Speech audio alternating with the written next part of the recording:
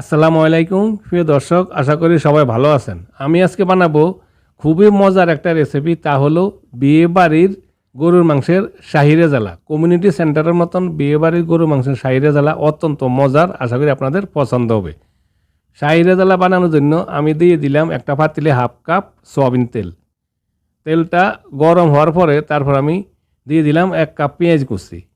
পেঁয়াজটা আমি প্রায় 2 মিনিটের মতন হালকাভাবে একটু ভাজি করে নিলাম। তারপর আমি দিয়ে দিব এখানে 3টা তেজপাতা, তারপর দিলাম 2 টুকরা দারুচিনি, 5-6টা এলাচ, 7-8টা লং আর 2টা স্টার এনিস। এবার মশলাগুলো দিয়ে আমি আরও 2 মিনিটের মতন ভাজি করে নিব, যাতে মশলার গ্রানটা একটু কড়া হয়। আর পেঁয়াজটাও আমি একটু হালকা লাল করে নিয়ে নিলাম। প্রায় 2 মিনিট পেঁয়াজ আর মশলা ভাজি করে হালকা পেঁয়াজ লাল করে নিলাম। এবার দিয়ে দিলাম 1 টেবিল চামচ আদা আর 1 টেবিল চামচ রসুন। তারপরে আবার 15 থেকে 20 সেকেন্ডের মতো আদা রসুনগুলো আবার একটু ভাজি করে নিব, যাতে কাঁচা গন্ধটা একটু চলে যায়। এবার দিয়ে দিব 1 চা চামচ হলুদের গুঁড়া, 1 চা চামচ দিলাম জিরা গুঁড়া, 1 চা চামচ ধনিয়া গুঁড়া, আর দিয়ে দিব 1 টেবিল চামচ লাল মরিচের গুঁড়া।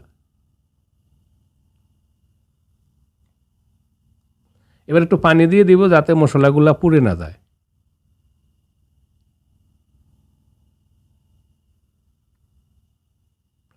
তারপর আমি দিয়ে দিলাম 5টা আস্ত কাঁচামরিচ, আর দিয়ে দিলাম 1 টেবিল চামচের মতো লবণ। আপনারা স্বাদ মতো লবণ দেবেন যতটুকু প্রয়োজন হয়।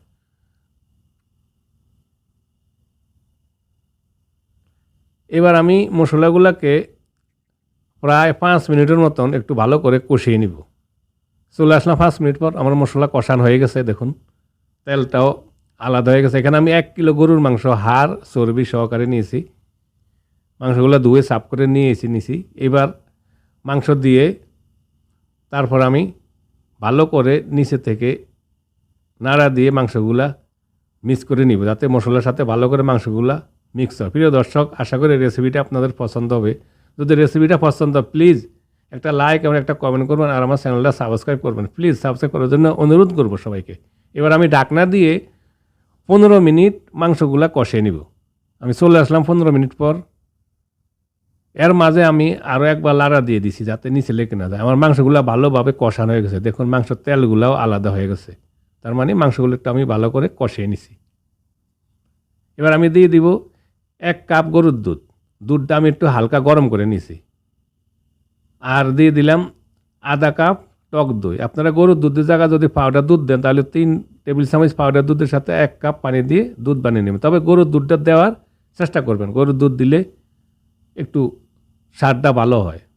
এবার আমি একটু লাড়া দিয়ে দিব। তারপরে মাংসগুলো লাড়া দিয়ে ভালো করে আমি ঢাকনা দিয়ে মিডিয়ামের থেকে একটু হাই হিটে এক লাগা কন্টিনিউ আমি 30 মিনিট মাংসগুলা পাকিয়ে নিলাম। আমি চলে আসলাম 30 মিনিট পর। দেখুন আমার মাংস পাক হয়ে গেছে। এবার আমি নিচে থেকে আবার একটু লাড়া দিয়ে দেব, যাতে নিচে লেগে না যায়। দেখুন জলটা শুকিয়ে মাখা মাখা হয়ে গেছে।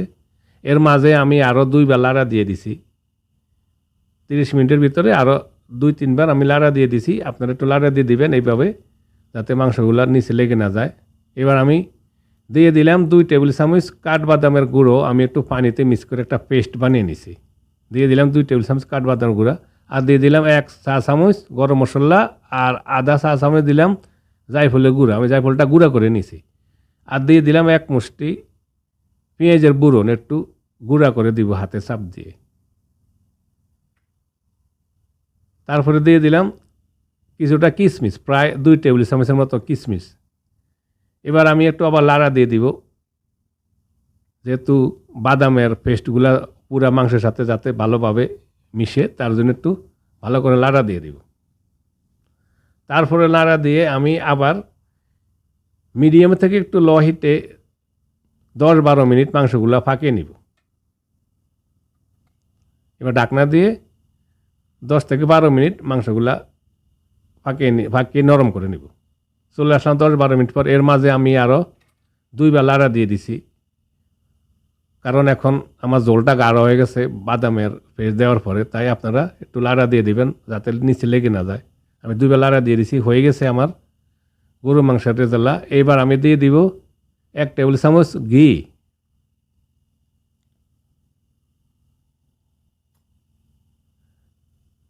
তারপরে দিয়ে দিলাম 2 টেবিল চামচের মতো কেওড়া জল। এবার আমি আবার একটু লাড়া দিয়ে একটু মিক্স করে নিব। হয়ে গেছে আমার বিয়ে বাড়ির কমিউনিটি সেন্টারের মতন গরুর মাংসের শাহি রেজালা। প্রিয় দর্শক, আশা করি আপনাদের রেসিপিটা পছন্দ হবে। যদি রেসিপিটা পছন্দ হয় প্লিজ একটা লাইক এবং কমেন্ট করবেন, আর যদি পছন্দ বন্ধুদের সাথে শেয়ার করবেন। আর প্লিজ আমার চ্যানেলটা সাবস্ক্রাইব করবেন। সাবস্ক্রাইব করার জন্য সবার কাছে অনুরোধ রইল, আপনাদের সাপোর্টের প্রয়োজন। এবার আমি একটা প্যানে মাংসগুলো উঠে নিলাম। দেখুন উপরে কিছুটা পেঁয়াজের বেরেস্তা দিয়ে দিলাম। হয়ে গেছে গরুর মাংসের শাহি রেজালা। ধন্যবাদ সবাই সাথে থাকার জন্য। ভালো থাকুন, সুস্থ থাকুন। আল্লাহ হাফেজ।